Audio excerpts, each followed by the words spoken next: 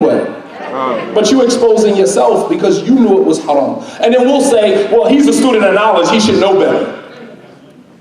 Now, I'm a human being, and you knew that, and you should know better. You took advantage of my vulnerability. And I'm not necessarily a fan of Muhammad Ali Khan, and pretty much you all are aware of what's happening. But this is exactly what happens.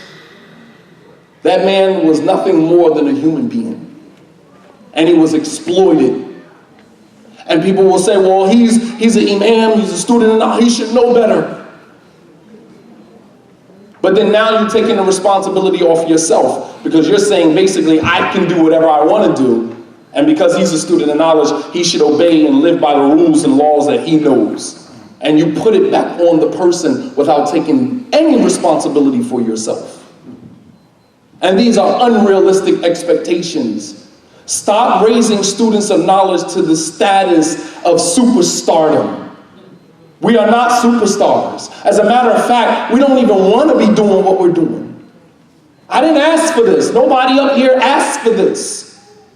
This was put into our laps. There's some people who are born in greatness, some people who develop greatness, and then there's some people who greatness is just put in their laps, and they got to deal with that.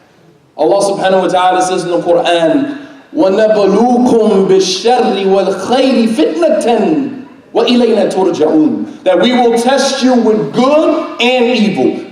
Good is a fitna as well. Being a student of knowledge is a fitna. Understand.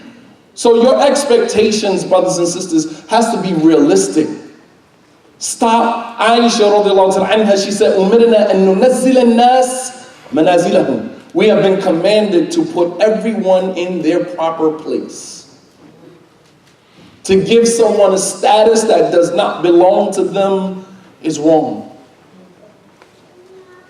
And the expectation of the student of knowledge should be, as Abu Usamah mentioned, should be realistic. So with that being said, inshallah ta'ala, I want Imam Ali to respond, bi'idhnillah. What should the community expect from the student of knowledge upon his graduation and repatriation into the community? It's a good question. First, I think people here, everyone needs to understand who these students of knowledge are. Many of us, maybe the brother's not here, but many of the other students of knowledge, when you go overseas and study, you're just nobody among other students of knowledge. In fact, many of us may not have even been the best in our classes from students of knowledge. Even to the point when you sit with the different ulama, you have many other students that are a lot stronger than many of us. Many of us. And when they graduate or when they finish school, you know their level. And see, the thing is, when students of knowledge are around other students of knowledge, you can't fake like you know more than what you know. We all know, it's like if you're a doctor, all the doctors in the field, they know each other's level and they know what they're capable of and they know what they're not. The same thing with students of knowledge. You can't play that game in front of other students of knowledge. The problem is, when students of knowledge graduate and come back to America and they start talking to the masses don't know any better. They're fooled, hoodwinked. And so what happens is the other students, they know the reality. They know that this guy's a fraud, or this person, he's playing games, or he's out for this and out for that. It's clear for the ones that know. So when it comes to setting up, and I just wanted to say that first, when it comes to setting up expectations for the students when they return, the first thing is that in our communities, we don't have any real infrastructure set up in place to support students of knowledge when they come back. That's just the reality at the end of the day. And so what happens is there's no protocol in place that prepares us to come back to America. In fact, I remember when Shadid graduated. He was 07, right? In 2007. 2006, we all still in school. He's still in school, I'm still in school. But he graduated in 07. What are you going to do when you get back? Nobody knows. There's nothing in place. Nothing. So that was in 07. I graduated in 2014. What's in place? Nothing. So when you come back, you're scrambling. Well, what am I going to do? I'm going to go here, I'm going to go there, I'm going to go there. Sheikh Abu Usamah, he came way before you graduated, in the 90s. The 90s. I wasn't even Muslim when he graduated. The thing about it is, there's nothing in place. So the expectations of the students is to come back and save the day, but they don't have any tools to save the day with because there's no infrastructure. There's nothing in place to support them. And we're not necessarily talking about money and so on and so forth. Just whatever the case may be, there's nothing in place. So when a student comes back, he has to start from ground zero. Firstly, how are you going to take care of your family? That's first and foremost. You can't help a community if you can't help yourself. Now you have to figure that out. Then that's going to take a whole nother year and some change as soon as you come back. Then once you start having some run, everyone's pulling at you. Brother, we need you to come here. Well, I got rent though. I got to figure out how. So now the expectations of the student is a lot more than they're able to fulfill. Then not to mention the tons of phone calls. I have a phone with hundreds of missed calls and people think I'm slighting them. It's nothing personal. I just don't have the time. It's only 24 hours in a day. It's only, and then your family has your time, and then you don't even spend enough time with your children. So then they feel some type of way. So this is the reality. Now, what should be the real life expectations? The expectation is that you should expect from a student of knowledge to be sincere in dealing with you. That's the real expectation. The expectation is that that student of knowledge has a trust and a manner that they must convey. Your expectation should be that they should be honest with you at all times, even if it harms them. That's a real fair expectation, that they're going to give you the truth. And you should also expect that whatever comes out of their mouths, they have to stand in front of Allah with it. So if they tell you something that's incorrect, they have to wear that. And it's also for the student of knowledge to fear Allah. When you talk to the people, you must, and all of us, we must fear Allah subhanahu wa ta'ala when we say whatever comes out of our mouths. And having said that, our expectation from the people is to give us time to grow. Because being back here in America and dealing with our problems that we face every day, we may not be ready to deal with all of that coming straight off the plane. And I remember Shadid and I had conversations over the years. He knows this. When I was in school and he would be dealing with the problems that he's dealing with, he says, Ali, you gotta, I said, Sheikh, I'm not ready yet. I'm just not there yet. It takes time. I'm not ready to speak on those issues that you're speaking on. I need more time to develop in this environment. Other brothers had other years to develop. Everyone develops at their own pace. No one's gonna move on someone else's time. So at the end of the day, everyone has to give the students of knowledge the ability to grow in their community. You have to understand, we may have spent 10 years in a foreign society, learning a foreign culture that's foreign to us, living in it, experiencing it, dealing with people according to it. Now I gotta come back to Philly. And when I first became the imam at the masjid in South Philly, I said, listen man, we gotta deal with these marriage and divorce issues. And I don't think you remember this. I said, I gotta deal with the issues of marriage and divorce. So he said, well, what are you gonna do if a woman, she wants a khul'a and the brother's not? I'm just gonna have to separate. He said, man, you're gonna get yourself killed. I said, what do you mean? Remember that? I said, what do you mean? This is the sunnah. No, man. You gotta understand the society we live in. The brother's not going for that.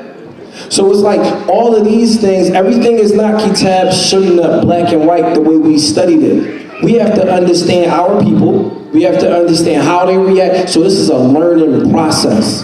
This doesn't happen overnight. So as many times I went, oh, how do you deal with this? The rule says this. Well, that you gotta bend it this way and that way to make it fit. Or I said, okay, this is something that students have to learn. You don't just come back overseas, living in a foreign country for 10 years and understand that process right away. It doesn't work that way. So having said that, that's my 2 cents to the whole conversation, and I'm gonna let you take the microphone. No, fair enough, man. Abu Usamah, inshallah ta'ala, is going to make a closing remark, and then inshallah ta'ala, I'll give each of the scholars that are sitting with me, inshallah, Just 1 minute to leave you guys with some final information for the night, inshallah. I'm happy that Ali had mentioned some of the responsibilities that the student of knowledge has towards the community in terms of sincerity and things like that, because it wouldn't be correct, it wouldn't be responsible, it wouldn't be Islamic to put all the blame and the onus of stepping up to the plate on the community. So he made that pretty clear. I just want to add one issue for the students of knowledge to ponder over, because it's serious.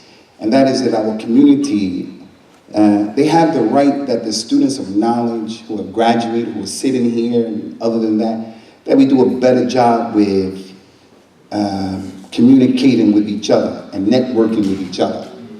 We're to blame, like my man right here, Shadeed. He always calls me old head when he writes to me.